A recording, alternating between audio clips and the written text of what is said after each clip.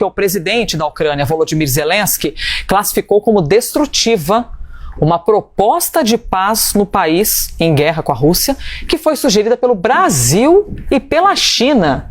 Américo Martins, proposta de paz feita pela China, pelo Brasil e Volodymyr Zelensky dizendo que isso pode ser destrutivo.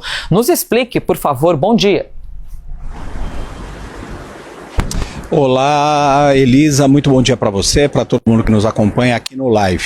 O Brasil e a China, de fato, fizeram uma proposta conjunta em maio deste ano, assinaram essa proposta para uma negociação para o fim da guerra. Essa proposta falava em congelar a linha de frente, ou seja, interromper os ataques de lado a lado na posição em que os dois lados se encontram, também uma ajuda humanitária muito maior para os territórios ocupados e a criação de uma espécie de cúpula da paz envolvendo todos os lados do conflito, ou seja, Rússia, Ucrânia e outros países que eventualmente possam ter interesse ou estejam envolvidos de alguma forma indiretamente na guerra. A Ucrânia sempre rejeitou essa proposta.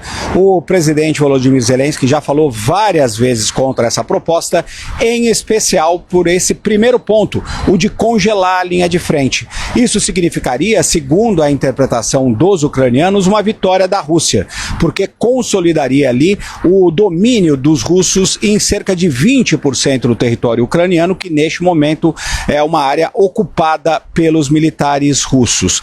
Nessa nova entrevista ao portal Metrópole, o presidente Zelensky voltou mais uma vez a renovar essas críticas. Ele disse, inclusive, que o governo da Ucrânia não é tolo. Ele acredita que Brasil e China, discutiram antecipadamente essa proposta sino-brasileira com o governo russo, o presidente Vladimir Putin. E um dos pontos que irritou muito Zelensky foi uma declaração no início desta semana do próprio Putin de que Brasil, Índia e China poderiam ser sim países que poderiam mediar o conflito. Agora, uma última informação, Elisa, eu apurei agora há pouquinho com uma fonte diplomática que acompanha muito de perto essas negociações, uma fonte diplomática brasileira que negou veementemente que o Brasil e a China tenham discutido essa proposta com o governo russo.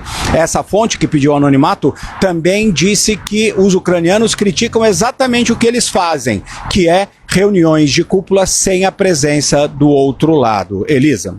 Américo Martins, então a sua fonte negou que isso tenha havido?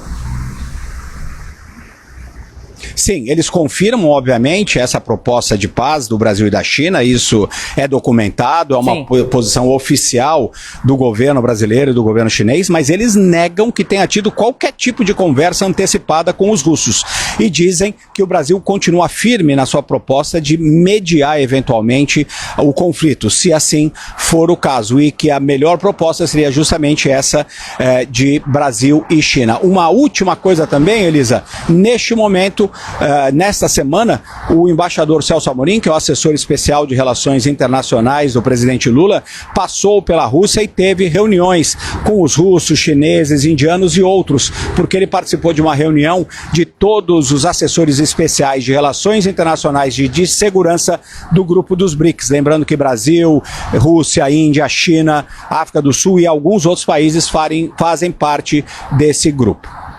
Américo Martins trazendo então toda a notícia, mais os acréscimos, do que ele mesmo apurou, norteando a gente sobre o que tem havido na Ucrânia, na Rússia e de que maneira o Brasil e a China entram nessa história.